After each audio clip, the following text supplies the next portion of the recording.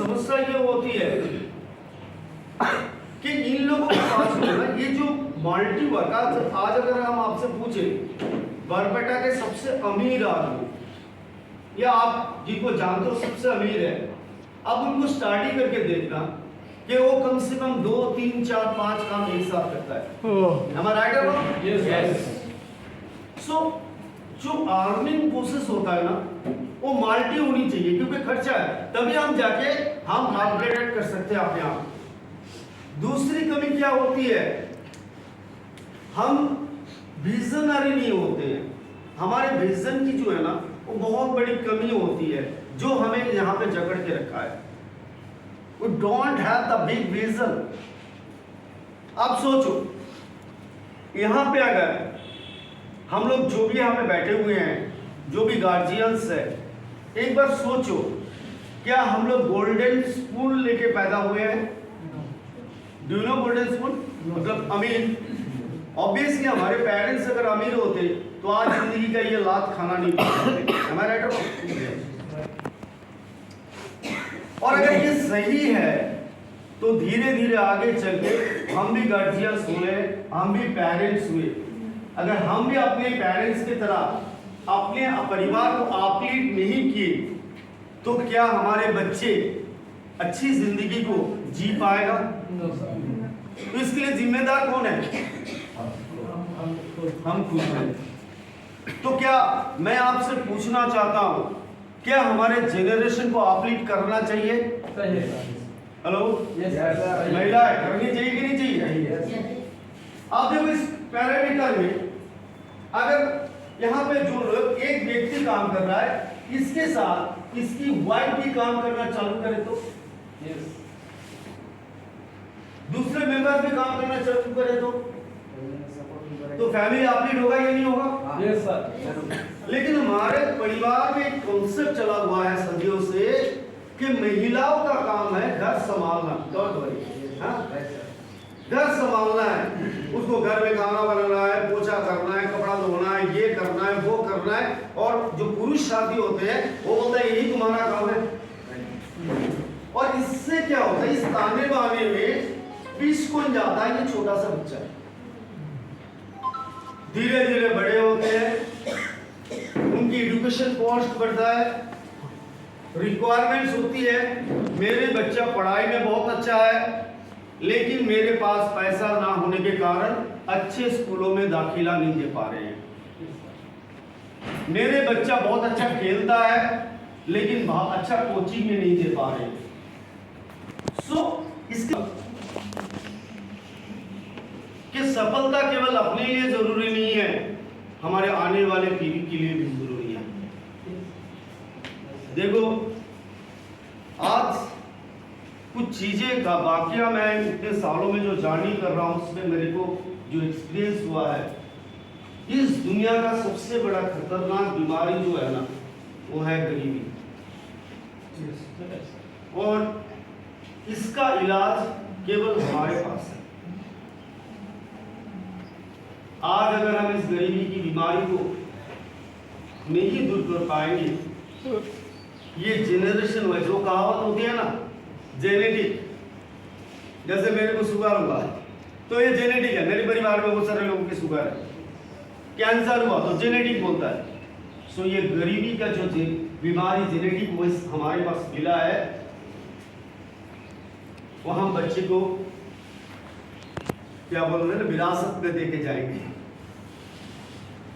सोचो तो एक बार, आप अपने बच्चे को कितना प्यार करते हो, थोड़ी सी बीमार हो जाती है तो आप कितना बेचैन हो जाते हो, थोड़ी सी बुखार आ जाए कौन सा डॉक्टर दिखाए, क्या करें ना करें, थोड़ी सी उलझन आती है तो आप तड़प उठते हो।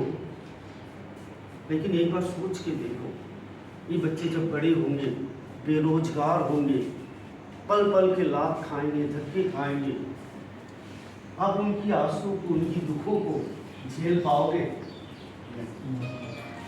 अच्छा लगेगा आपका? रोजगार नहीं मिलेगा, किस खुशी में आप लोग जी रहे हो? सरकारी नौकरी बंद हो रही है, सरकारी नौकरी अब खत्म हो जा रही है, कोरोना काल में दिखा दिया कि लाखों लोगों की नौकरी चले गए, बड़े बड़े बिजनेसमैन रास्ते पे आ गए, फिर भी आपको कैसे नींद आता है मुझे समझ में नहीं आता है।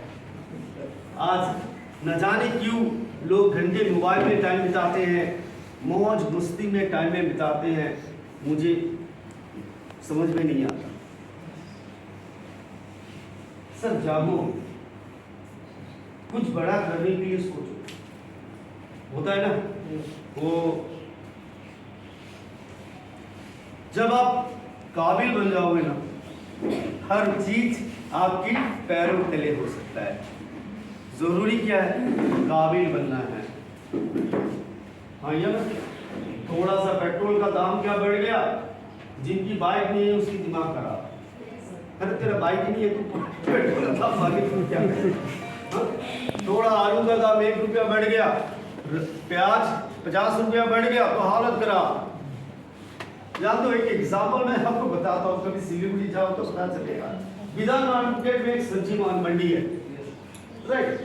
आप जाओगे, हमारे दिमाग में कॉन्सेप्ट पड़ा हुआ है शॉर्टकट, आसान। कामयाबी कभी भी आसानी में नहीं मिलता है बॉस,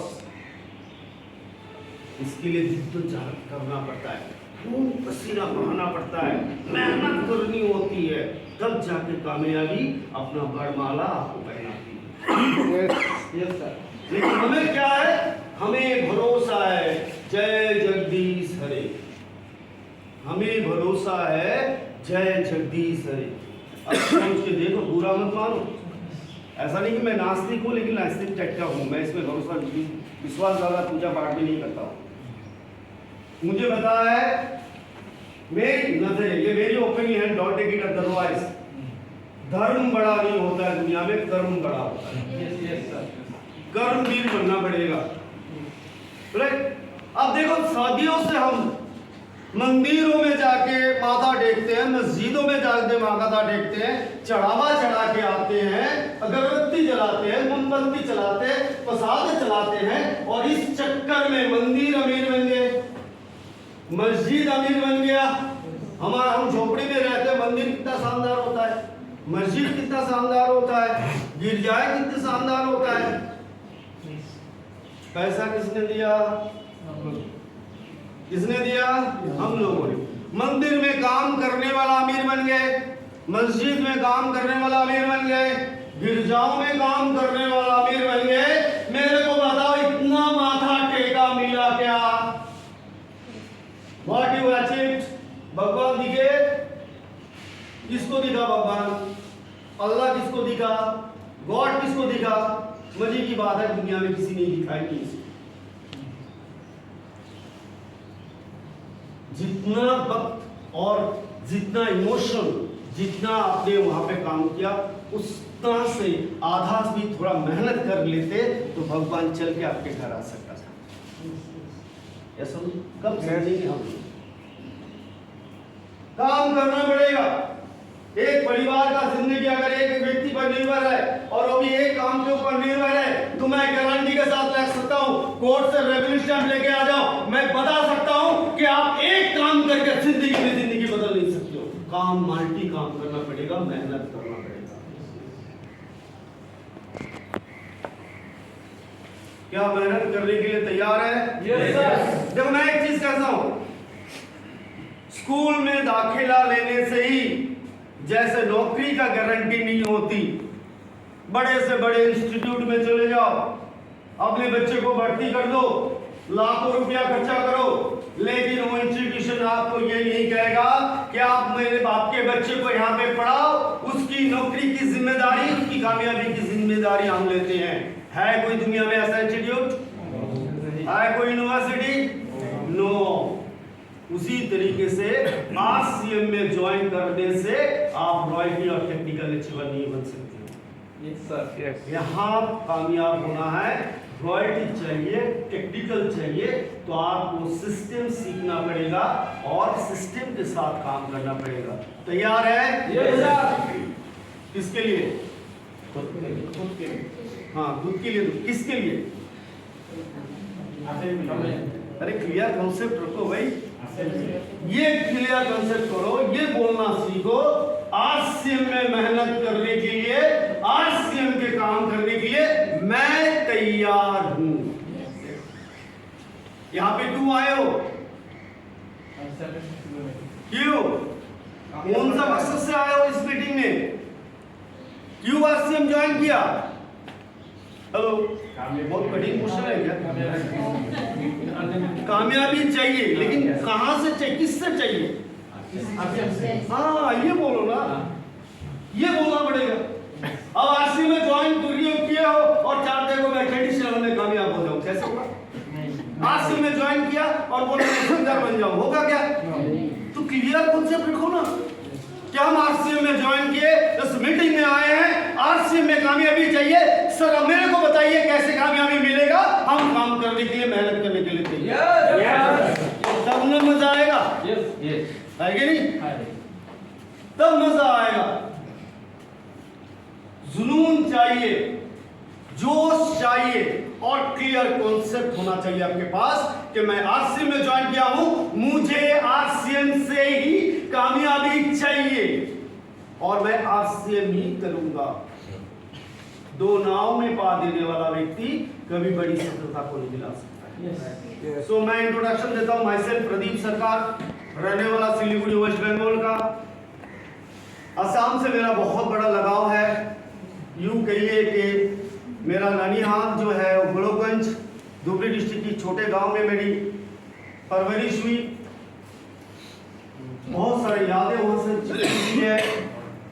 मैं एक्स रेलवे एम्प्लॉय और आरसीएम का 21 साल का एक स्टूडेंट, और मेरे खुद का एक प्राइवेट लिमिटेड कंपनी है, Ecoforce space control India private limited. मेरी मिसेस रेलवे में नौकरी करता है, she is chief reservation supervisor in the Indian railway. मेरा एक बेटा जो नोएडा में अभी एमबीए फर्स्ट ईयर कर रहे हैं, इंजीनियरिंग कंप्लीट हो गया है, अभी वो एमबीए कर रहा है। ये 3 जनों की फैमिली। अगर मैं रेलवे की जो 31-32 साल की जो जर्नी थे मेरे, उसकी 1 माह की हाईएस्ट सैलरी को यहाँ पे रखता हूँ और आरसीएम के एक स्टूडेंट की स्टाइपेंड को एक तरफ में रखता हूँ, तो मुझे ये भारी नजर आती है। एक तरफ रेलवे की नौकरी में जो हाईएस्ट सैलरी जो लास्ट अक्टूबर में मेरे को मिला था 2022 में, वो 1,15,000, और आरसीएम से जो हाईएस्ट इनकम मेरा है टीडीएस कटने के बाद 1 माह का 3,80,000 रुपया 1 माह का।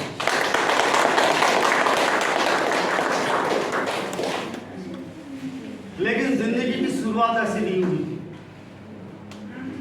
जब मैं 6 साल का था तब मेरी पिताजी गुजर गई, 2 बहनें, मैं और माँ। 6 साल से 18 साल की जो जिंदगी मैंने बिताई, गरीबी क्या होती है वो मैंने नजदीक से देखा, ना पाने का गम क्या होता है मैं नजदीक से देखा। गरीब बच्चे का कपड़े, फटे हुए चप्पल का लोग कैसे मजाक उठाते हैं वो मैंने नजदीक से देखा। आज भी मैं उन दिनों की घटनाओं को याद करता हूं तो रोंगटे खड़े हो जाते हैं। मुझे आज एक घटना मैं आपके साथ शेयर करना चाहता हूं।